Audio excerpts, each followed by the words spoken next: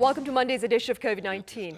Korea's tally has been hovering on the 400 level over the past 6 days, with outbreaks occurring at a wide range of social settings. Now, we have more on this reality here and elsewhere around the world with our Kwon Soa before we touch upon the presence of discrimination amid the pandemic worldwide. Right then, Soa, do start us off with the local updates. Well, Sunny, no big improvement, but a decline from the weekend. The country reported 415 infections as of 12 a.m., and that includes almost 400 domestic transmissions. Now, for the past 6 days, we are seeing numbers above 400, and also compared to last Monday, when we had a drop to below 400, this week this did not happen despite fewer weekend tests. And with that, Korea has surpassed 99,000 total cases, but also we have over 90,600 recoveries in total. And over 676,000 vaccinations have been completed so far, with the second dose of Pfizer vaccines having started on Saturday for frontline medical workers. And beginning on Tuesday, seniors aged 65 and above will begin to get vaccinated with the AstraZeneca vaccine, including President Moon Jae-in. Meanwhile, antivirus efforts at special places of concern are continuing. An administrative order has been issued at public bathhouses nationwide, as those places have been found to be the culprit of cluster infections in recent days. So anyone working at such venues will have to get tested for COVID-19.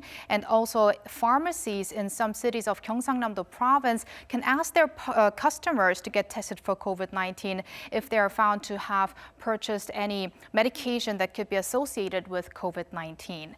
If we take a look at our map now, we do see almost 40 new infections in Gyeongsangnam-do province and still triple-digit figures in the capital Seoul and Gyeonggi-do province. Right, and so much appears to have happened on the global pandemic front of the weekend, including an announcement about the Tokyo Summer Olympics. Right, Sunny. After weeks of deliberation, Olympic organizers in Japan and the IOC have decided to ban foreign spectators for the Olympics. So that means also for the Paralympics in August and the Olympics in July, which means some 900 tickets purchased by overseas Olympics fans must be now refunded. In Europe, meanwhile, tens of thousands of people took to the streets over the weekend against protests against strict antivirus measures, including in the UK, Germany, Switzerland, Romania, and Finland. Now, lockdowns have been enhanced in many European countries over concerns of variant spreads.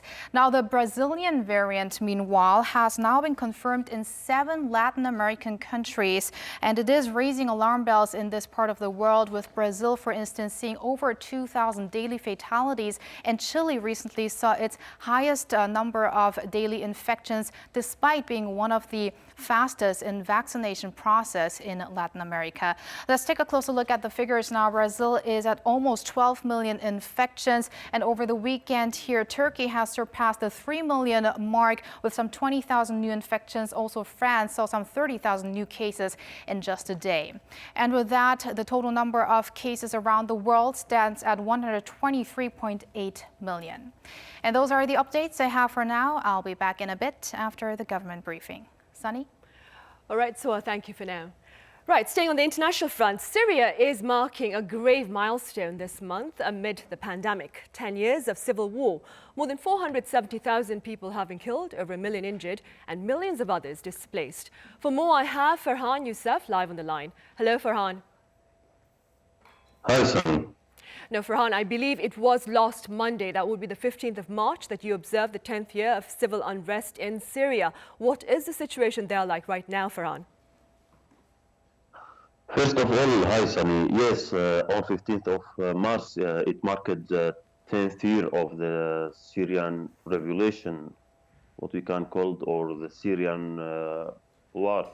Now, the situation in Syria, you can say 75%. There is not like a war of fighting or fightings in Syrian areas, but now it is more like a war of like it's political war now. The situation now in Syria, it depends on the political problems and the economic problems the situation now is, you can see it is more bad than the other times when there was fighting between the Free Syrian Army or the Syrian regime and the other forces on the ground, because now it is mostly economic fighting between the forces which is controlling the areas in Syria, and the people of Syria, they are suffering a lot because of these problems or this policy that each force is working according to their benefits in the area. Like 3 or 4 years ago, there was, it was like normal fighting by or clashes between the forces and the groups. Now the situation is different. Like in the Syrian regime area, you can say there is sometimes some clashes between ISIS and the Syrian regime in the western desert of Deir Zor area. Sometimes there is small clashes between the FSA or Free Syrian National Army in the area of the Syrian-Turkish border in Idlib area, Afrin area, and sometimes some clashes between the Kurdish forces and the forces which is backed from Turkey, Sunny. So the situation now, it is not good, of course. It is bad, but it is not because of the fighting or by the weapons. It is bad because of the situation of the economic and political war. I see, Farhan. Meanwhile, Syrian President Bashar al-Assad and the First Lady, I believe, tested positive for COVID-19 earlier this month and are reportedly recovering from mild symptoms of the virus, Farhan. What is the current COVID-19 situation in Syria like? Yes, Annie. 10 days ago, the Syrian presidency, they announced that the President Bashar al-Assad and the First Lady, they tested positive for COVID-19. And yesterday, in a special speech, the Syrian presidency office announced that the president and the First Lady, now they are in the recovering days, so their situation is day by day better than the first days, and they are in the lockdown now, and they are doing their jobs from the lockdown center, Sunny. Of course, the President Bashar al-Assad and his wife now, I can see nobody saw them since they announced that they have tested positive for coronavirus, and the people said that they traveled to Russia to get medicine. And now a lot of people, they are asking, where are the President Bashar al-Assad and the First Lady? Will they back to Syria or they will stay in Russia? Nobody know what is going to happen in the next few days. The coronavirus situation in Syria, of course, it will not be better than like the social situation or the other situations in Syria, because it is 10th year of war, and I said before to Sunny on our previous interview that the hospitals and all things now is it is like very bad in Syria. The Right. Syrian government announced that they got 5,000 vaccine from a friend country, but they didn't say which country gave them the 5,000 vaccines or medicines. And the Syrian government, they said we will accept to use the vaccine of Sputnik, the Russian vaccine, but they didn't say when and how much vaccine they are going to get. Right. And these The number vaccines, of Farhan, that you're talking about are the vaccines that are being used for the Syrian medical workers, right? Yes, exactly, Sunny. They used it for the medical or for the doctors and the medical or the White Army, I see. we can call it, but they say just it is from a friend country which is friend of Syria. They didn't say exactly which country gave them these 5,000 vaccines. I see. Farhan, very briefly speaking, is there a message that you would like to share with our audience here and elsewhere about the situation in Syria? Of course, Sunny, the message that I want your audience to hear today, it is not about the war or about the coronavirus. Of course, as Syrian people, we need the vaccines very quickly, because before it is a war area, so the people, they are suffering a lot of problems, and if they had vaccines for coronavirus, it will be very good. Right. My important message is the economical situation for the Syrian people in Syria. Sunny, the people now, they are suffering a lot because of economy. Right. Now each $1 it is about 5,000 Syrian pounds. So the Syrian workers, they get every month just $10, which is not enough for just Right, 3 days because of the war situation. And I hope the world can find the solution for the Syrian war in the quickest time, because really they suffered for 10 years, and I think it is enough for them. All right, Farhan, thank you very much for your thoughts. I'll have to cut our talk short right now because we have a briefing that has started. Okay, Sunny, you are welcome. Right then, up next, we join the regular briefing on the COVID-19 situation here in Korea for this Monday. And compared to the previous week, we have a slight decline in these numbers. And as for the imported cases during the past week, we had 17.4 on a daily average. And this is compared to the previous few weeks, has declined below the level of 20. And also starting from January, mid-January, we are also seeing a daily tally stagnant around 400 on a daily basis. And in Gyeongnam and Gangwon province, we also see many multi-use facilities being the culprit of the cluster infections, especially related to the entertainment venues and also the public saunas. And looking at the sources of infection during the past week, we see 39.2% were contact with previous confirmed cases.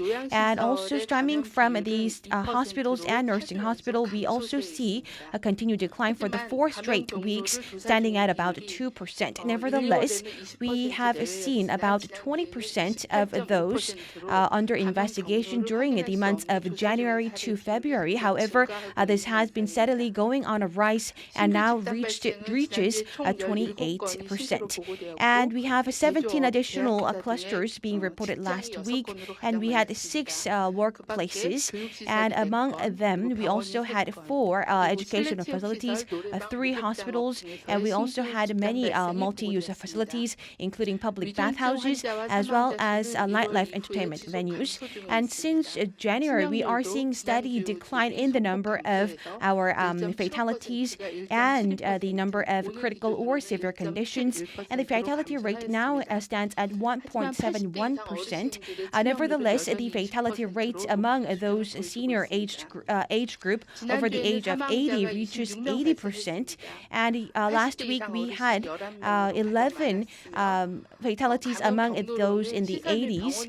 And also most of them, 9 of them, were also exposed to the virus while enduring and within hospitals as well. And during the past week, we also seen ages of 3 to 18. We have seen about 8% of them being infected, and this has been a steady decline during the previous week. And also since Lunar New Year holiday, we have seen a continued increase of these migrant workers and also foreigners being subject to the COVID-19 infections, and most of them were centered in the metropolitan area and Chungcheongdo province. And as for the new variants, we have carried out new analysis of about 415 new analysis samples, and also we have seen 36 of new variants have been confirmed, and about 6%. And also we have seen 10 of the new variants have been confirmed among the imported cases, which is about 30%, and the total number stands at 292.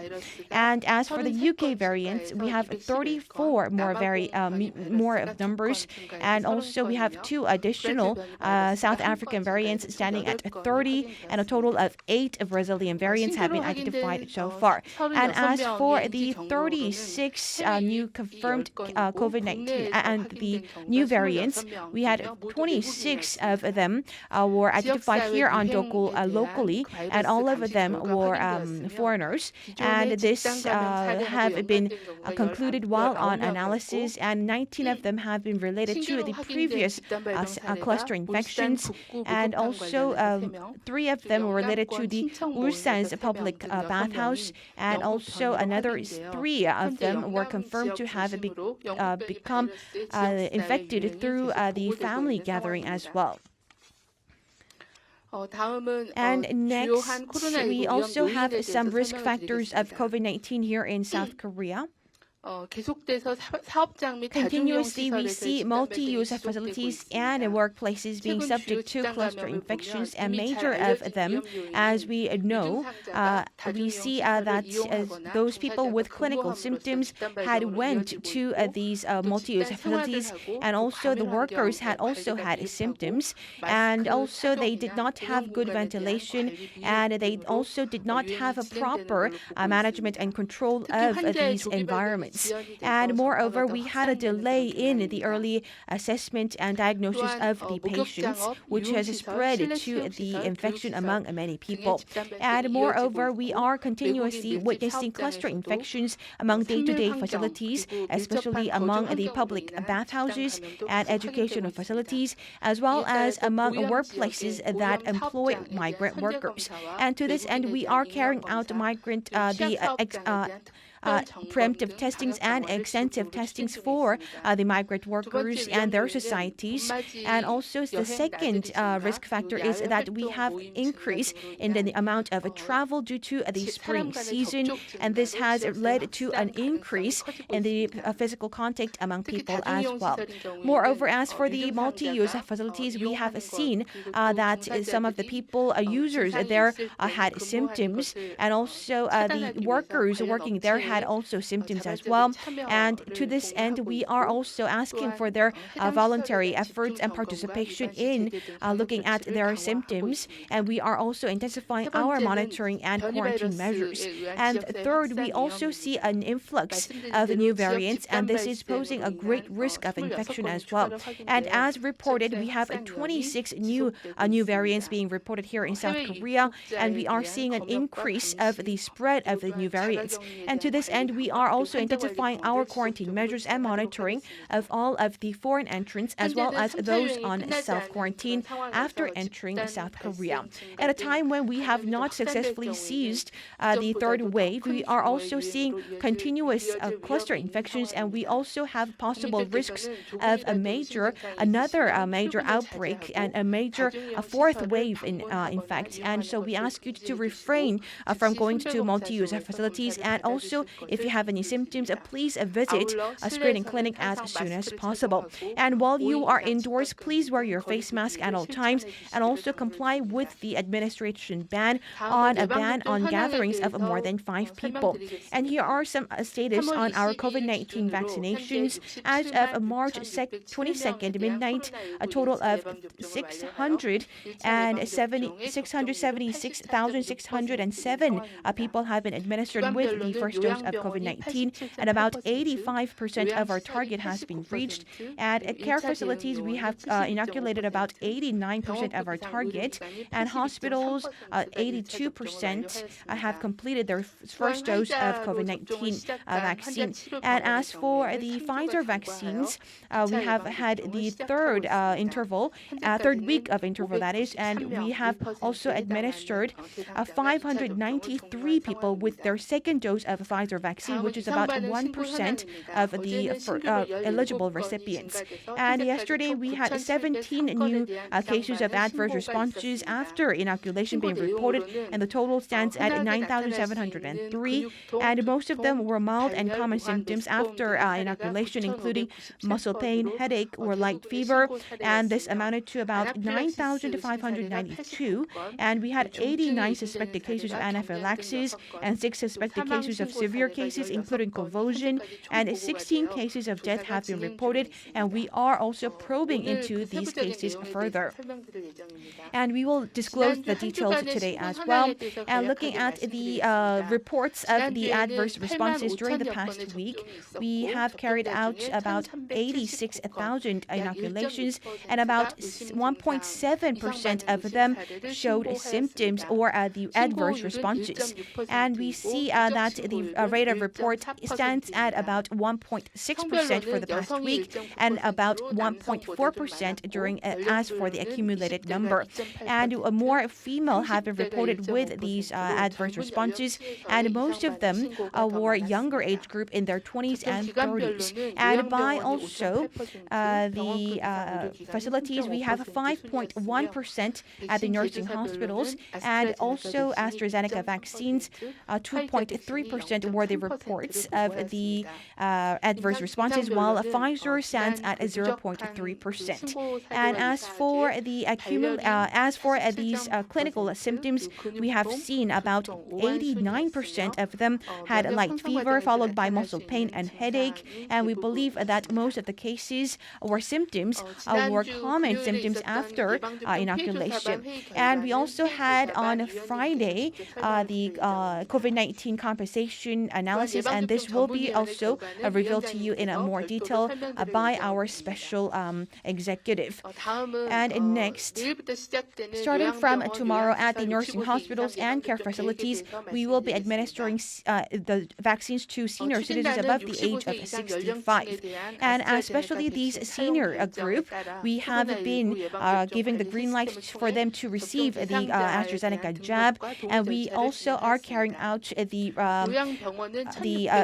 applications for these eligible recipients. And we have also about 4,100 care facilities being eligible, and currently we have had about 76% of the eligible recipients giving their consent, and also 70% of the nursing hospitals gave their consent, and about 77% are at long-term care facilities. And these vaccines, starting from today, they will be delivered for the next 3 days, and nursing hospitals will be giving out the vaccines to the senior citizens above the age of 65.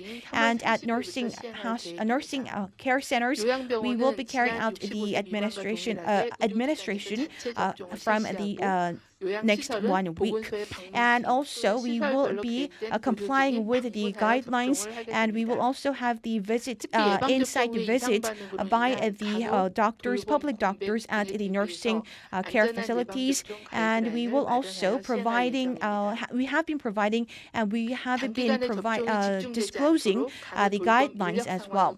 And considering the fact that we also will have no gap on and a vacuum on the number of nurses, we have been giving out specific intervals between these vaccinations so that we do not have a vacuum in our medical staff. And we also will be monitoring their health conditions. And if one recipient has bad health conditions on a given day, this person will be administering with the drug administered with the vaccine at another date with good conditions. And these guidelines have been provided to these facilities, and depending on the committee's responses and recommendations, we will be rolling out the vaccines as scheduled. So we ask the members of the public to also comply with these vaccination guidelines as soon as possible. Thank you very much. Right, that was Chong Young with Monday's afternoon briefing. So what was the gist of her address today? Well, let's start on the vaccination front. She said that almost 85% of the first group targets vaccination has been completed, and also 593 medical workers have now received their second dose of Pfizer's shots. And as seniors aged 65 and above will begin to receive their vaccinations beginning tomorrow, she said that out of some 37,500 people, 28,000 have gave their consent towards receiving those shots, which would be around 76%. Let me also give you some updates on variant cases here in the country. 26 new local transmissions of variants have occurred and 10 imported, which means now there are more numbers of locally transmitted variant cases, with a total of 36 new infections, and that raises the total of variants here in the country to 249. Tong also mentioned some main risk factors that linger here in the nation, especially infections at businesses and multi-use facilities, and due to traveling, outdoor activities, due to the warmer weather, and the last one again, variant concerns. I see. All right, so thank you for that summary. See you tomorrow. Thank you. Right, efforts to prevent cluster infections at crowded places continue, and today we share with you scenes from a fish market in Incheon where officials are actively working to keep the virus at bay. Do take a look. In early March, more than a dozen people tested positive for COVID-19 after a cluster infection broke out at the Busan Cooperative Fish Market, the largest seafood market in the country. Auctions have been cancelled, but the market's status as one of Korea's largest seafood distribution hubs has led to concerns of further outbreaks in the community. The Sorepogu Fish Market in the city of Incheon, west of Seoul, is also finding itself exposed and in a vulnerable place amid the ever-present risk of cluster infections. 남의 일 같지 않죠. 남의 일이 아니에요, 그런 건.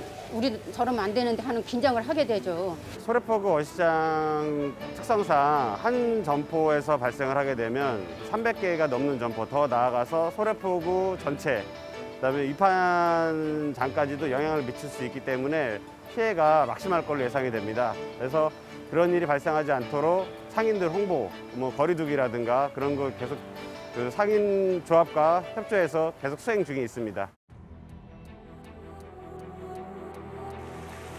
Tragedy struck the market in 2017 after a huge fire burned down 2/3 of all seafood stalls and forced the market to shut down for nearly 4 years. The market finally reopened on December 2020, with President Moon Jae-in and the First Lady visiting the market and giving their personal well wishes to the merchants. 이제는 다 이렇게 화재 보험에도 가입도 할 수 있게 되고, 인도 기관도 지원도 받을 수 있고, 아주 좋아질 것입니다. 이제는 장사 잘 되는 일만 남았는데. 감사합니다. The market is disinfected once a week and more thoroughly sanitized from top to bottom once a month. The heavy use of water at the fish market means that special attention must be given to drainage systems and other structures.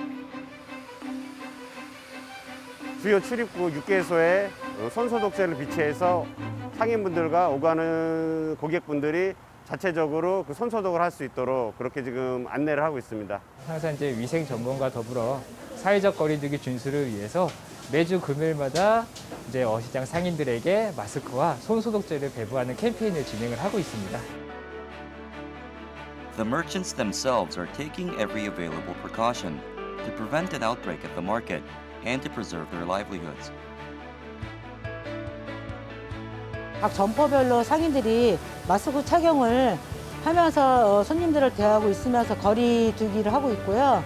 또 이제 방송을 하루에 2번씩 방송을 함으로써 상인들한테 인식을 시켜주고 있습니다. 계속해서. 손님을 접하기 전에 손 소독하고 또 가게 깨끗하게 정리하고 그렇게 영업을 하고 있습니다.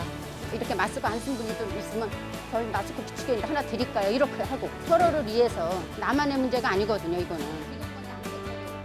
The efforts being taken by the market and its vendors have led to a positive reaction from the visitors as well. 소래포구에 막상 와보니까 방역도 잘 돼 있고 깔끔해서 믿고 또 안심하고 살 수 있을 것 같아요. With the market expected to welcome more visitors in the months ahead as the weather gets warmer, prevention will continue to be of paramount importance. 주 1회 지금 방역을 하고 있는데 주 2회로 그 자체 방역을 강화한다거나 거리두기를 더 홍보를 더 해서 가까이 좀 밀접 접촉을 좀 안 하도록 그렇게 좀 안내 방송을 더 자주 하도록 시행할 예정입니다. It is up to individual responsibility to practice prevention in everyday settings in order to break the chain of transmissions in Korea's ongoing third wave of the outbreak.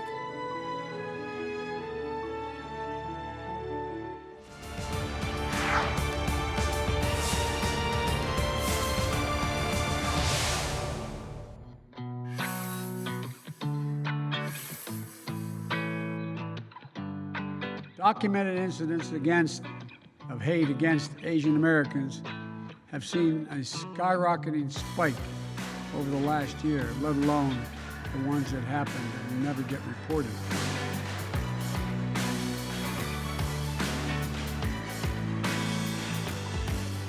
외국인을 위한 검사 원활화 조치나 편의가 거꾸로 차별이나 인권 침해로 오해되는 사례가 있어서는 안 될 것입니다. 정부는 방역의 모든 과정에서 차별이나 인권 침해 논란이 발생하지 않도록 더욱 세심하게 살피도록 하겠습니다.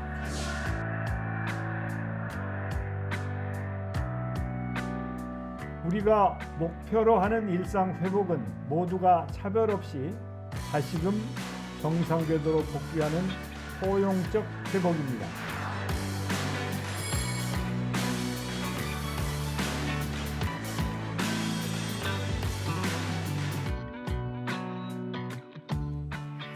According to news just in, the local advisory committee for vaccination here in Korea has claimed there is no link between AstraZeneca's vaccine and blood clots that have been reported in Europe.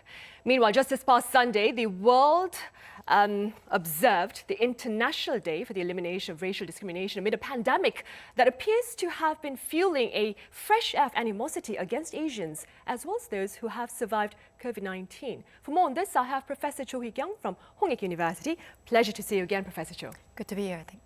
And I also have Dr. David Kwak from Soonchang University Hospital. Good to see you again, Dr. Kwak. Good afternoon. Professor Cho, we'll start with you then. Let's start with an overview, perhaps, of the spread of racism in recent days amid the spread of the virus worldwide.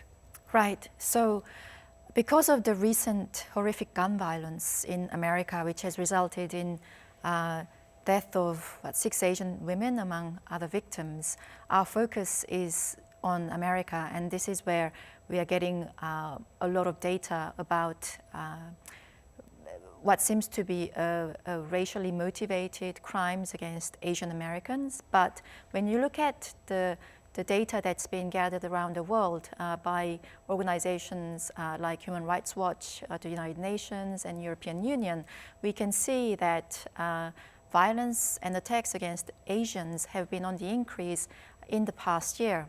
Now, one could argue that it's a continuation of the rise in xenophobia and racism that was already happening before COVID-19.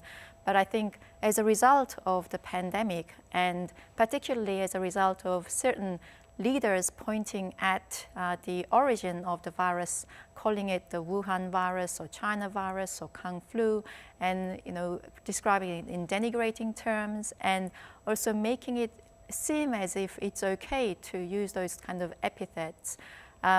It certainly led to a kind of atmosphere where casual violence is on the increase, and more serious violence has also been on the increase. Now, I thought perhaps it was really down to the leadership, and maybe we are hearing more about these incidents that were not reported before. But even in countries like New Zealand, where you can see that the leadership is actually trying to provide a more inclusive model of leading people, there has been an increase, but less so than other places. So I think it's real, the evidence is there. There is an increase in attacks against Asians as a result of the pandemic. Right. And Dr. Kwak, keeping in mind what Professor Cho has just said, how do you suppose has the pandemic prompted prejudice? Well, I can only see this from a medical personnel's perspective, really. The virus has no discrimination.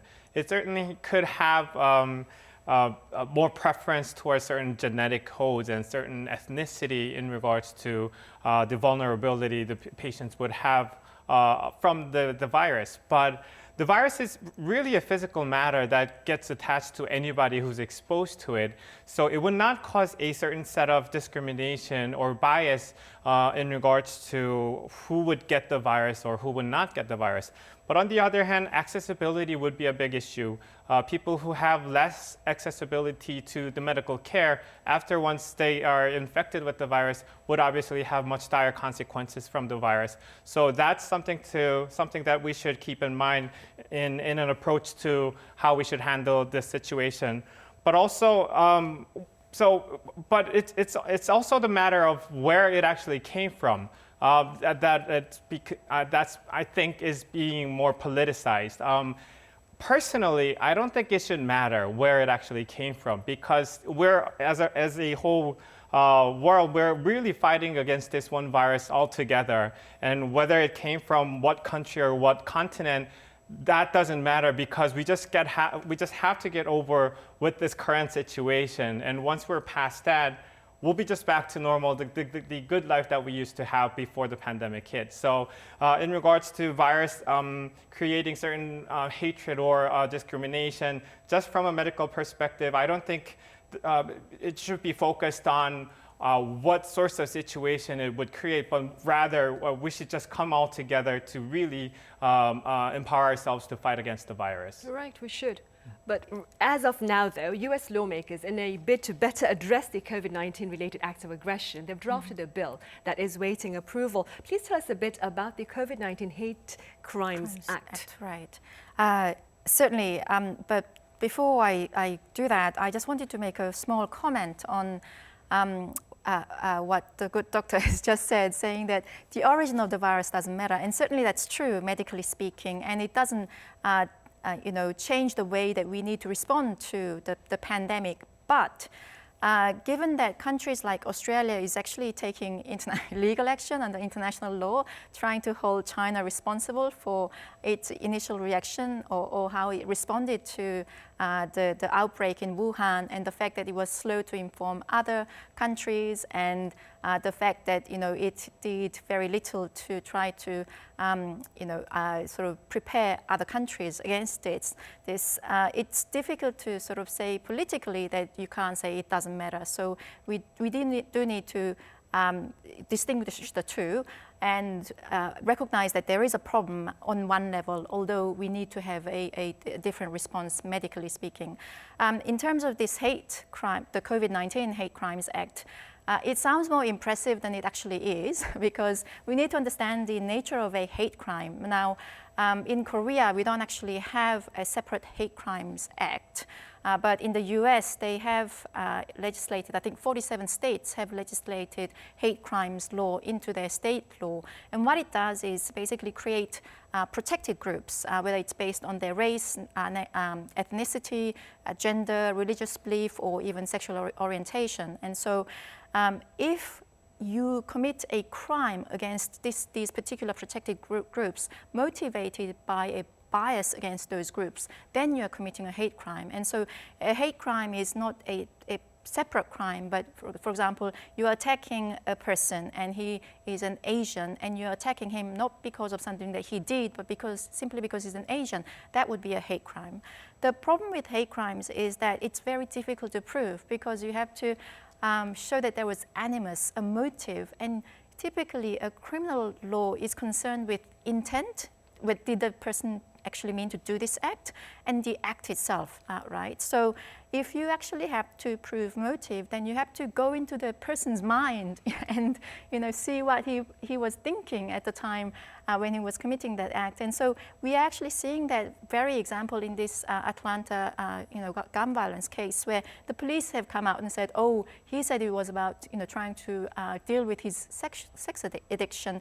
And so although most of the victims are Asian women, he targeted specifically Asian-run, spas and massage parlors. parlors, if he's claiming, well, this was because they were sex workers or sex-related, they were working in sex-related industry and not because they were Asians, then it's very difficult for a prosecutor to prove that there was a biased motive there. So this particular bill that a number of Asian American members of the Congress have introduced is essentially providing resource to make it easier to link these crimes or attacks against particular groups associated with COVID-19. And so it's providing resource within the Justice Department to try to educate and train law enforcement officers to recognize these COVID-19 related hate crimes as hate crimes, because even law enforcement officers have difficulty identifying it and prosecuting these as hate crimes. So it's really more to do with educational resources, providing information, gathering better data, etc. Right. Meanwhile, Dr. Kwak, authorities here in Seoul reversed an earlier call for all foreigners in the capital city to be tested for COVID-19 amid allegations of discrimination. Now, as a medical professional yourself, what are your thoughts on this mandate with regard to containment efforts in the country? Well, so it's my personal opinion that I sense that the government was categorizing people by a certain measurement. And in the category, it came up that many of the foreigners were comprising the newly found daily cases, so they categorized foreigners to be mandated to be tested because they wanted to trace all the way down to possible cause of virus spreaders. That being said, in the terms of category, it could be anything from a certain group of foreigners to actually be in a certain occupation. Let's per se, people who are working in saunas and public bath places, they could be a category. If we categorize females and males, those could be two very big categories. So really, once again, medically speaking, if a certain category suddenly starts showing much larger composition of a newly found cases, there is no blocking the medical personnel from going in deeper into that category and trying to find out as many possible seaters as they can. So in regards to the government's decision to retract their first decision to actually mandate all foreigners to be tested, well, I think they could also shown all the people who are to be tested why they need to do this and why they need to look after all these cases and make them better understand the situation. But again, I don't want to go too much into details about politics because I don't know anything about that. Just that in my personal opinion, if we could get everyone in the nation to be tested at least twice a week, we would have no case happening whatsoever. So let's put it that way. So any categories, any people who can be tested at the moment, I wish that they could just go ahead and get tested and get over with it once and for all. I wish to. Thank you. Professor Cho, another form of discrimination is that within the workplace against those who have survived COVID-19. Can you tell us a bit about the severity of this situation? Right. People who've actually caught COVID and then have recovered fully and have gone back to workplace have reported experiencing discrimination, people sort of not wanting to be close to them physically, also being told to work from home rather than actually coming to the office, sometimes even not getting the assignment that they wanted, and even in some cases actually being told in no uncertain terms to resign from the company. And there are also other issues of people being denied certain insurance coverage because of the history of COVID, or being categorized as having existing medical condition or particular history of medical condition and either having to pay higher premium or not being able to get the particular kind of insurance. And so all of these that I've just mentioned are actually against the existing law, the Labor Standards Act and Insurance Industry Act. And so those kind of discriminations are currently illegal. And so if they are found to be practiced by any particular workplace, they could be reported and be held liable. But the problem is, it seems to be not very much discussed, but fairly widespread, and people don't really seem to feel that they're doing anything particularly wrong. In fact, they are thinking that they're doing this for the purpose of protecting other workers in the office. And so it's a little bit like, sort of getting all the foreigners to be tested. I mean, they say the road to hell is paved with good intentions, and you always have to be proportionate when you're trying to implement these measures, particularly when they impinge on people's freedoms and rights and taking away their choices. And so they may mean well, but they do need to think more carefully about the consequences of these measures. Right, they do. And Dr. Kwak, very briefly speaking, how can we seek a balance between quarantine efforts and human rights? Well, I have to apologize in advance because I cannot give you the best answer here. Just personally, medically speaking, when we treat a patient with a certain disease, we go all the way to possibly save the patient.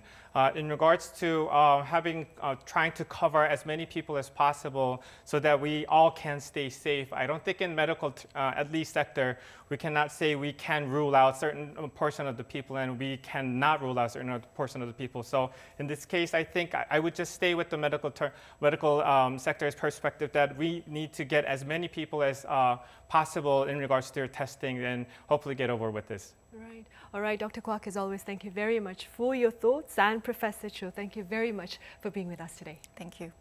Right, the virus is not just threatening our health, but also our sense of humanity, given the random acts of hostility which leaders across the world are denouncing. Thank you for watching and see you on Tuesday.